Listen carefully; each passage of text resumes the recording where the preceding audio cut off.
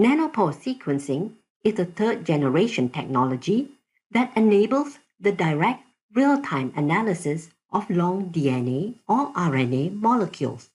It identifies sequences by measuring changes in ionic current as nucleic acids pass through a nanoscale pore, unlike earlier methods which require DNA amplification, synthesis, and fluorescent labeling. In this method, extracted DNA is first prepared into a sequencing library. Damaged DNA ends are repaired to maintain strand integrity, followed by end preparation to generate uniform ends, typically with 5' phosphates and 3' deoxyadenosine overhangs. Sequencing adapters are then ligated to the DNA fragments. These adapters contain a motor protein that controls DNA translocation and unwinds the double helix, allowing a single strand to pass through the pore, as well as a tether that guides the molecule towards the nanopore. In some library formats, a second adapter or hairpin structure may be added to enable sequencing of both strands of the same DNA molecule.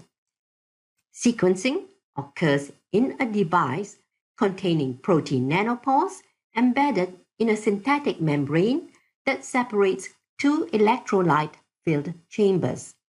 An applied voltage drives ions through each nanopore, producing a stable baseline current. When a DNA molecule enters the pore, it partially obstructs ion flow as it is translocated in a controlled manner. Different nucleotide sequences produce characteristic disruptions in the ionic current, which are measured continuously in real time. These electrical signals are analyzed computationally to infer the DNA sequence, a process known as base calling.